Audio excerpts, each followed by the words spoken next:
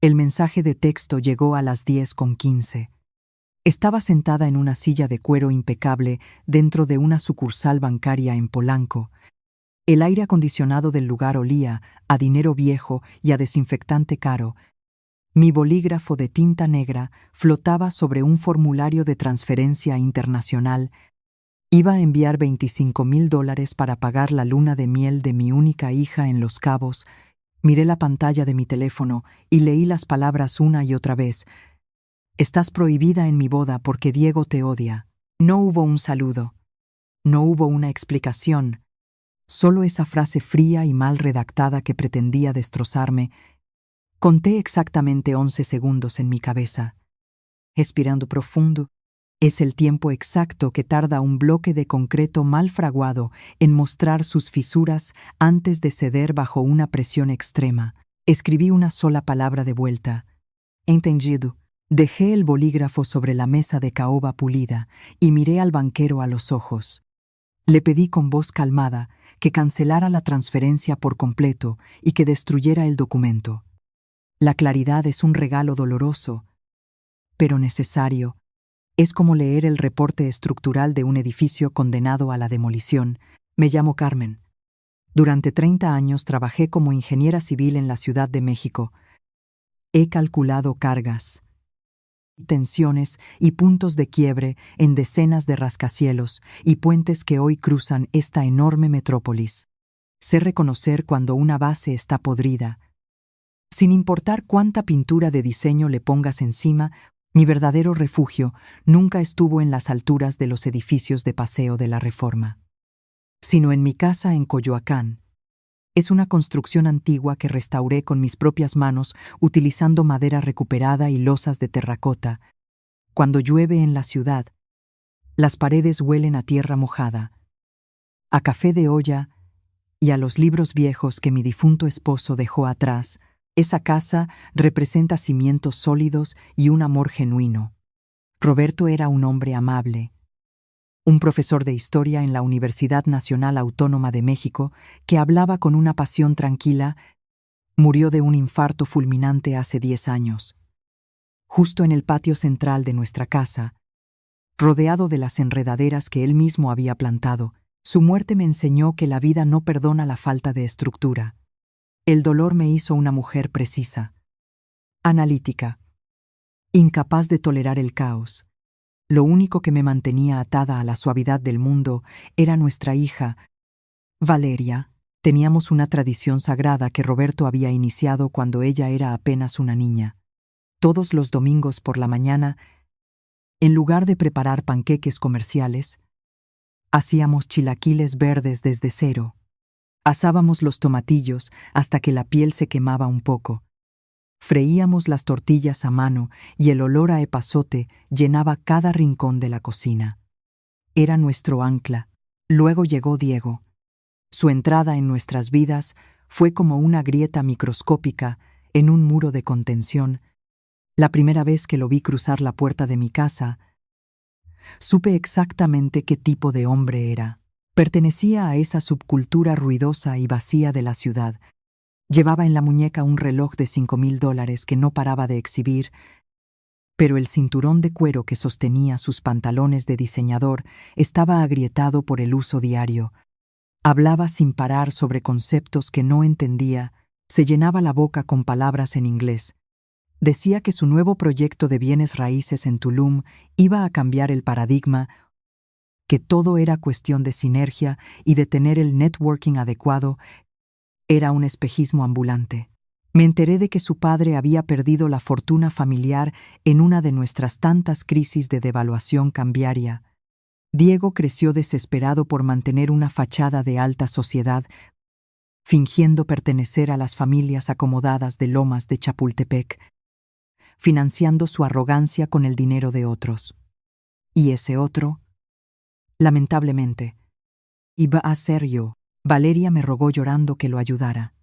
Me dijo que era la oportunidad de su vida, que Diego solo necesitaba un impulso para consolidar su empresa. Contra todo mi instinto estructural, Cometí el error de avalar un préstamo comercial por $150,000 para su supuesto desarrollo en la Riviera Maya.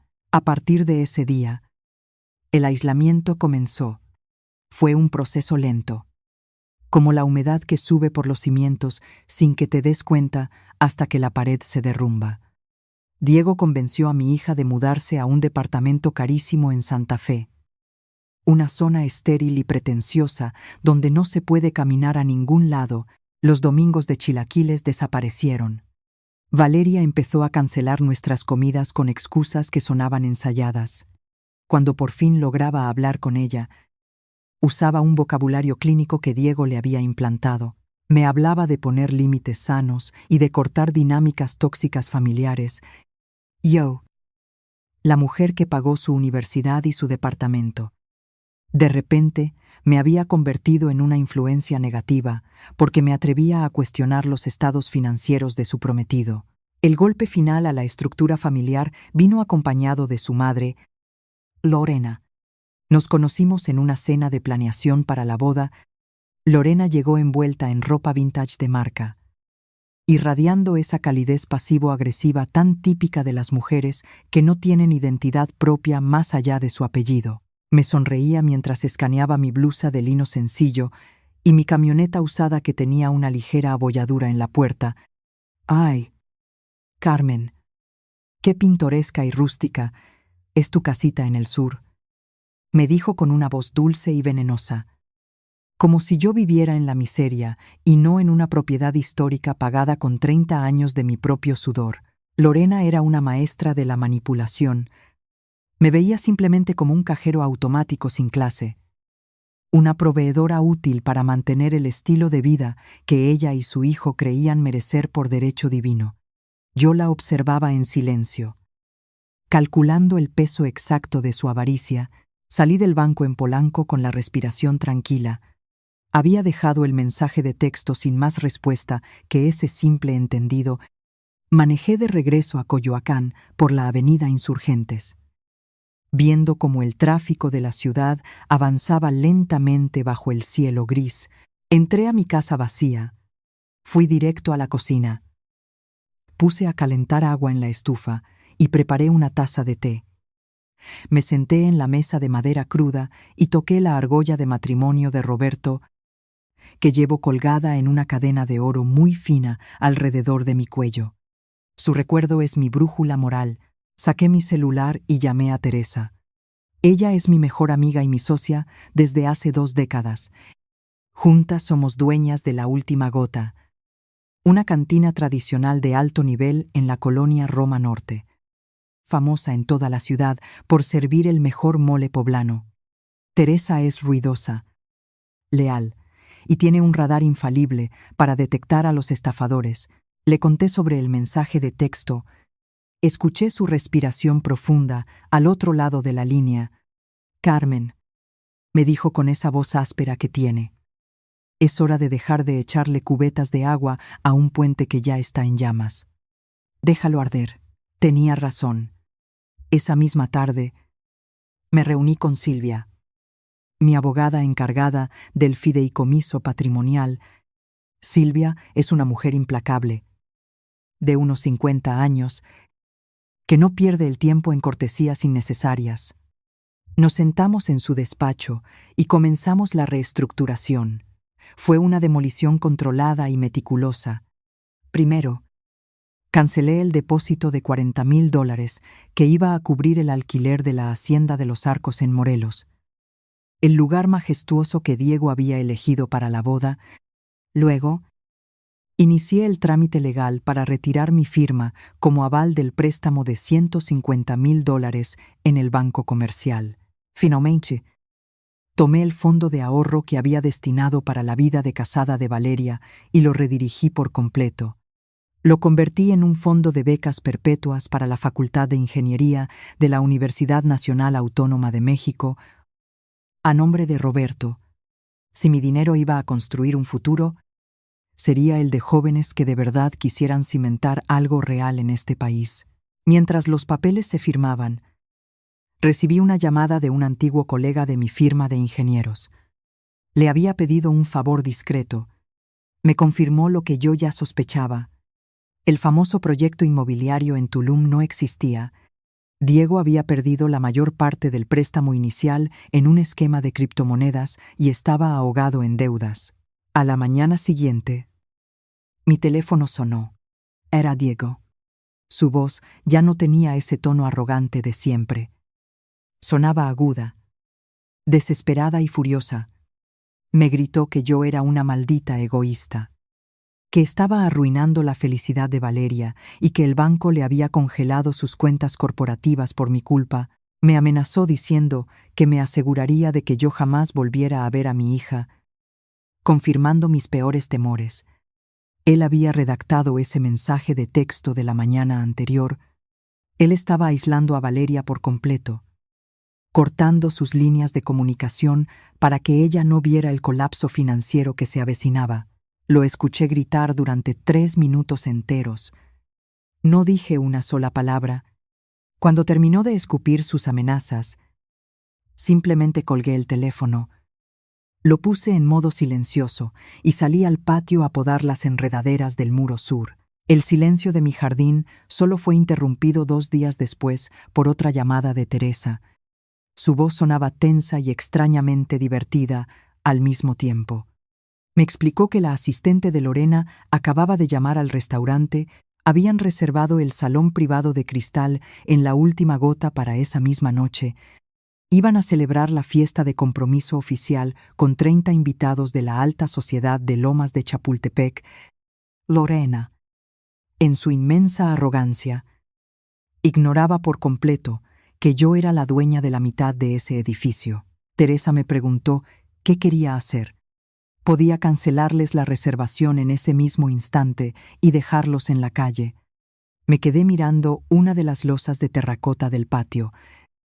Calculando la resistencia de los materiales, le dije a Teresa que no cancelara nada. Le pedí que les sirviera el mejor mole poblano que tuvieran en la cocina y que llenara sus copas con el vino más caro. Yo iba a llegar a las 8 de la noche, en punto. Me iba a sentar en la baja principal. Justo frente al ventanal del salón privado, iba a cenar sola, en absoluto silencio, mientras la estructura completa de sus mentiras se venía abajo frente a mis ojos. Llegué a La Última Gota a las 7:55 de la noche. Llevaba mi blusa de lino crudo de siempre y los zapatos bajos que uso para caminar por las calles empedradas de Coyoacán. El aire en la colonia Roma estaba pesado, anunciando una tormenta típica de verano en la ciudad. Teresa estaba detrás de la barra, secando una copa de cristal con un trapo blanco de algodón. Me miró a los ojos y asintió muy despacio. Sin decir una sola palabra, el salón privado estaba al fondo, separado por gruesos paneles de vidrio biselado que atenuaban el ruido, pero dejaban ver todo el interior. Eran unas 30 personas sentadas en una mesa larga y elegante. La mayoría eran amigos de la familia de Lorena y algunos conocidos de Diego, que siempre hablaban de capital riesgo e inversiones fantasmas. Me senté en mi taburete de siempre, la esquina más oscura de la barra de caoba. Teresa me sirvió un plato de mole poblano, espeso y oscuro, brillante bajo las luces cálidas del techo. Desde mi asiento podía ver perfectamente a mi hija. Valeria llevaba un vestido de seda color esmeralda que le quedaba hermoso, pero mantenía los hombros ligeramente caídos. Era la postura de alguien que carga un peso que no le corresponde, una tensión estructural en la columna que tarde o temprano pasa factura. Lorena estaba sentada a la derecha de mi hija. Lucía un traje sastre impecable y joyas que probablemente empeñó y recuperó 10 veces a lo largo de su vida. Diego se puso de pie y golpeó suavemente su copa de cristal con un tenedor de plata para pedir silencio. A través del cristal lo vi sonreír, ensanchando el pecho, con ese reloj de $5,000 brillando en su muñeca izquierda. Empezó a mover las manos, hablando con esa cadencia arrogante que los hombres vacíos usan para enmascarar su falta de cimientos. Leí sus labios y capté las frases prefabricadas que usaba con tanta frecuencia. Hablaba de independencia financiera, de cortar lazos que limitan el crecimiento, de construir un imperio desde cero en las playas de Tulum. Todos los invitados levantaron sus copas, celebrando la valentía y la visión del joven emprendedor. Fue exactamente en ese momento, justo cuando llevaba la bebida a sus labios, que su mirada barrió el restaurante. Sus ojos se detuvieron de golpe en la esquina oscura de la barra. Se encontraron con los míos a través del cristal grueso de la cantina. Dejó la copa a medio camino.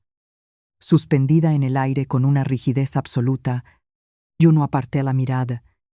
No parpadeé y no cambié mi expresión en lo más mínimo. Llevé un trozo de tortilla con mole a mi boca y lo mastiqué lentamente. Le sostuve la mirada de pánico puro con la tranquilidad de quien ya calculó el peso exacto del derrumbe. Eran exactamente las 8:14 de la noche cuando vibró el teléfono celular de Diego, que estaba apoyado sobre la mesa. Lo vi bajar la vista hacia la pantalla iluminada y tragar saliva con dificultad. Frunció el ceño. Balbuceó una disculpa apresurada a los invitados y salió del salón de cristal casi corriendo. Empujó la pesada puerta de madera para salir al pasillo de los baños, lejos de las miradas de su público. Yo sabía exactamente quién llamaba y por qué lo hacía a esa hora precisa. El banco había terminado de procesar mi retiro legal como aval solidario del préstamo por $150,000. Al perder esa garantía de concreto armado, su historial crediticio real había quedado completamente expuesto ante el sistema automatizado del banco. Se había activado una auditoría de emergencia por riesgo de impago. Le estaban llamando del Departamento de Cobranza Corporativa para exigirle la liquidación total de la deuda de manera inmediata. Al mismo tiempo, le estaban bloqueando todas sus tarjetas de crédito y congelando los fondos de su supuesta constructora. Su castillo de naipes no se estaba tambaleando. Estaba siendo vaporizado en cuestión de segundos. Mientras Diego sudaba frío en el pasillo, dentro del salón de cristal ocurrió la segunda gran fractura de la noche. Una de las amigas más antiguas de Valeria, una muchacha muy lista que nunca soportó a Lorena, se acercó a mi hija con su teléfono en la mano. Le mostró una serie de capturas de pantalla de las redes sociales privadas de su futura suegra. Eran mensajes llenos de veneno donde Lorena se burlaba de mis zapatos sin marca y de mi casa vieja de Coyoacán. Alardeaba con sus amigas sobre lo fácil que era sacarle dinero a la ingeniera retirada para financiarles la vida de ricos en Polanco. Vi el rostro de mi hija transformarse lentamente, pasando de la confusión total a una palidez mortal. Lorena intentó arrebatarle el teléfono a la muchacha por encima de la mesa, perdiendo toda la compostura. Mostró por primera vez su verdadera naturaleza. Desesperada y vulgar, fue en ese preciso instante de caos silencioso que el esposo de Teresa, que administraba las reservaciones, tomó el micrófono de los anuncios. Su voz profunda resonó por los altavoces de toda la cantina, incluyendo el sistema de audio del salón privado. Dijo que quería proponer un brindis muy especial y pedir un aplauso para la verdadera dueña de la casa. Agradeció a la ingeniera Carmen, cofundadora y pilar de La Última Gota, por honrarlos con su presencia esa noche en su lugar de siempre. Todos los invitados en el salón privado dejaron de hablar y se giraron simultáneamente hacia la barra principal. Lorena dejó caer las manos sobre el mantel blanco, con la boca ligeramente abierta, con los ojos llenos de terror absoluto. Se acababa de dar cuenta de que había estado insultando a la dueña del lugar mientras comía gratis en su propio restaurante. Valeria se puso de pie de un salto, empujando su silla hacia atrás con tanta fuerza que casi la vuelca sobre la alfombra. Salió del salón de cristal caminando con paso firme y cruzó el piso de madera hasta llegar a donde yo estaba. Se sentó en el taburete vacío a mi izquierda, temblando ligeramente pero sin decir una sola palabra. Olía al perfume caro que Diego le había obligado a usar, pero debajo de ese aroma artificial estaba el olor real del miedo y el agotamiento extremo. Le deslicé mi teléfono celular sobre la barra pulida. Estaba abierto en el mensaje de texto que había recibido aquella mañana en el banco, el que me prohibía asistir a la boda. Valeria leyó las crueles palabras y cerró los ojos con mucha fuerza. Dejando que las primeras lágrimas resbalaran por sus mejillas, me miró suplicante, esperando que yo supiera la verdad de antemano. Le dije en voz muy baja que sabía perfectamente que Diego había tomado su teléfono a escondidas para enviarme ese mensaje, intentando aislarla por completo. Valeria rompió a llorar ahí mismo, soltando un llanto silencioso y profundo que venía acumulándose tras meses de manipulación y luz de gas. No la abracé de inmediato, ni intenté consolarla con promesas vacías de que todo iba a estar bien. Simplemente puse mi mano sobre su espalda, firme y pesada, dándole un punto de apoyo estructural inamovible para que no se derrumbara hacia adelante. Diego salió del pasillo pálido como un cadáver, con los ojos desorbitados, sudando a mares y caminando directamente hacia nosotras. Trató de tomar a Valeria del brazo, levantando la voz, ordenándole que se pusiera de pie y regresaran al salón por respeto a sus invitados. Lo miré a los ojos y le dije con absoluta frialdad que si volvía a ponerle un dedo encima a mi hija, le iba a romper la muñeca. Se quedó congelado a medio metro de distancia, paralizado por el tono de mi voz. En ese segundo comprendió que el préstamo estaba cancelado, que la boda estaba muerta y que la farsa entera había terminado para siempre. Lorena salió del salón privado caminando deprisa, sin mirar a nadie, y con la vergüenza marcando cada arruga de su rostro estirado, tomó a su hijo del brazo, jalándolo hacia la salida, y ambos cruzaron la puerta principal de la cantina como cobardes. Se perdieron en la noche húmeda de la ciudad. Escapando de los escombros de su propio fraude, el restaurante entero volvió a sumirse poco a poco en el rumor habitual de las pláticas y las copas de cristal chocando suavemente. Teresa se acercó sin hacer ruido. Me sirvió otro plato de mole caliente y le puso un vaso de agua mineral con hielo a mi hija. Pasaron 3 semanas largas en las que el polvo fino del derrumbe se fue asentando muy lentamente sobre nuestras vidas. Valeria había vuelto al departamento pretencioso de Santa Fe, pero dormía sola en el cuarto de invitados. Estaba tratando de desenredar el desastre financiero y los contratos basura que Diego le había dejado firmados a su nombre. Yo me dediqué a podar mis rosales en el jardín de Coyoacán, regando la tierra negra y dejando que el tiempo hiciera su trabajo de limpieza natural. Sabía por experiencia profesional que un edificio gravemente dañado necesita colapsar por completo antes de que puedas empezar a levantar muros nuevos. Una tarde de martes, mi vecino Esteban se asomó por encima de la barda de hiedra de mi patio trasero mientras yo regaba las macetas. Me comentó de manera muy casual que el fin de semana pasado había visto a Diego en su pequeña mezcalería de la colonia Roma.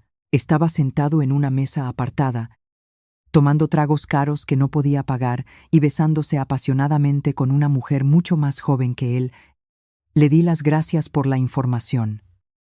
Entré a la cocina y tomé una decisión táctica. Le pedí a una amiga de absoluta confianza que le hiciera llegar ese comentario a Valeria, presentándolo como un chisme suelto que había escuchado por accidente. Esa misma noche, pasadas las 12 de la madrugada, escuché el motor de un coche estacionarse de golpe afuera de mi casa. Los pasos veloces sobre las losas de terracota del patio delantero eran inconfundibles. Sonaban cargados de una furia nueva y necesaria. Valeria había buscado el segundo teléfono celular de Diego, ese que él juraba por su vida que era de uso exclusivo para la oficina de Tulum. Encontró los mensajes, las fotografías y las reservaciones de hoteles, confirmando que el parásito no solo le robaba su paz, sino también su fidelidad. Hizo todas sus maletas en menos de 10 minutos, dejó las llaves sobre la barra de granito y manejó por todo el periférico vacío hasta llegar a su verdadero hogar, La encontré de pie en medio de mi cocina con la luz apagada. Estaba rodeada de 3 maletas enormes. Con el maquillaje corrido por las lágrimas y la respiración agitada, sin decir una sola palabra, encendí el foco de la estufa. Saqué mi cazuela de barro favorita y me puse a calentar aceite vegetal. Partí tortillas frías con las manos y encendí la licuadora para moler tomates verdes, chile serrano, un diente de ajo y mucho cilantro fresco. A las 2 de la mañana estábamos sentadas frente a frente en la vieja mesa de madera tallada, alumbrada solo por la luz amarilla de la campana. Estábamos comiendo chilaquiles verdes humeantes, preparados exactamente con la misma receta que Roberto usaba cada domingo de nuestra juventud. Unos días después, salimos al patio trasero a tomar un café de olla bajo la sombra espesa de la jacaranda. El aire de la mañana era frío y limpio, ideal para tener la plática frontal que habíamos estado postergando. Miré a mi hija a los ojos y le hablé con la voz más serena y firme que he tenido en toda mi vida. Le dije que la perdonaba por haberse alejado, por haber dudado de mis intenciones y por haber dejado que ese muchacho pisoteara su dignidad, pero también le dije, sin desviar la mirada, que nunca más iba a permitir que mi amor incondicional fuera tomado como rehén. Le expliqué que una fundación de concreto armado está diseñada para aguantar tormentas terribles y temblores violentos, pero no soporta que le echen ácido todos los días.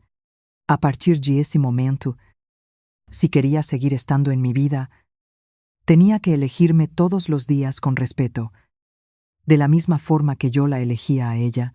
Valeria asintió lentamente, apretando su taza de barro con ambas manos, entendiendo por fin el peso de mis condiciones. Esa misma tarde empezó a buscar un departamento pequeño y honesto para ella sola, en una colonia más tranquila y conectada con la realidad.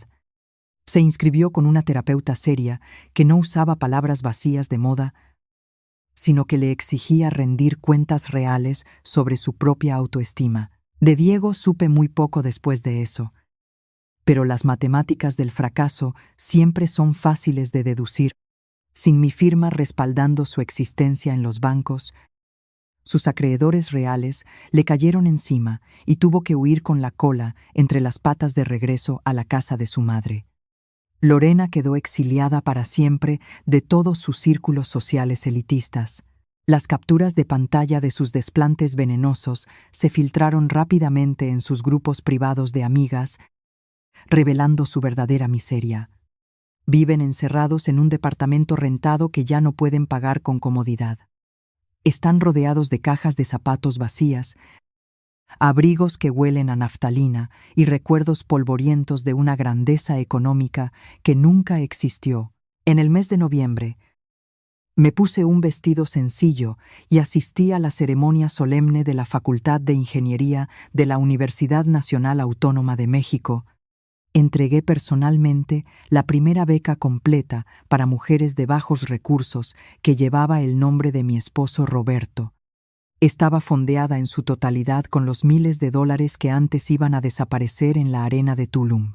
Mientras le estrechaba la mano con fuerza a una joven estudiante originaria de Oaxaca, sentí el orgullo inmenso de Roberto brillando cálidamente desde el fondo de mi pecho. Todos los jueves sin falta regresamos a cenar a la última gota. Nos sentamos juntas en la misma esquina oscura de la barra de caoba, pedimos nuestro plato de mole poblano de siempre y platicamos durante horas bajo la luz cálida del techo. Ver a Valeria reírse con ganas verdaderas, con los hombros relajados y la frente en alto, es sin duda la mejor obra civil de toda mi carrera. Comprendí que el amor de madre no significa poner las manos para evitar que tus hijos se caigan al vacío, significa saber diseñar y construir un muro de contención perfecto y silencioso, uno que soporte el impacto más brutal de la caída y que siga de pie, firme e inquebrantable. Cuando estén listos para volver a empezar,